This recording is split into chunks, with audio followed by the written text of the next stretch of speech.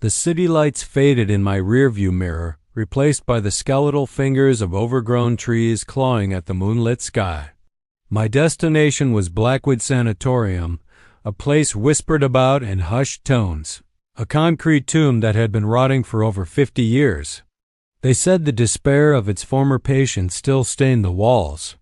As an urban explorer, I'd heard it all before, but something about Blackwood felt different.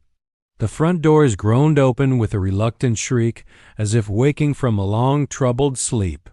A thick blanket of dust covered everything, muffling my footsteps. The air was heavy, stagnant, and cold, so cold it bit through my jacket. My flashlight beam cut through the darkness, dancing across rusted gurneys and overturned wheelchairs.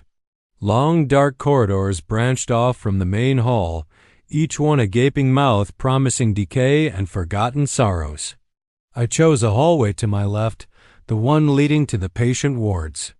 The only sounds were the crunch of debris under my boots and the frantic thumping of my own heart. That is, until I heard it. A faint, rhythmic creaking from one of the rooms up ahead. I froze, holding my breath.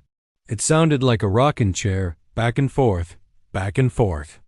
I crept closer, my light aimed at the half-open door.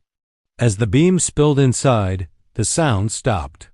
The room was empty, save for a single, decrepit chair in the center. It was perfectly still. A shiver traced its way down my spine. I backed away, telling myself it was just the wind, but there wasn't a draft. I continued down the hall, the feeling of being watched growing with every step. Shadows seemed to stretch and twist in the corners of my vision, always gone when I turned to look. Then came a whisper, so faint I almost missed it. A single drawn-out word that sounded like, "Get out." It seemed to come from everywhere and nowhere at once. My bravado was gone, replaced by a primal need to flee. I turned and ran, my flashlight beam bouncing wildly off the peeling walls. But the layout seemed different. The corridors felt longer, the turns more confusing. Panic set in. Was this the sanatorium's trick? Or was it my own mind, fracturing under the weight of this oppressive place?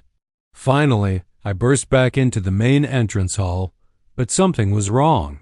Lined up in the center of the room were a dozen wheelchairs, all facing me. They hadn't been there before. I stood frozen, my light shaking in my hand.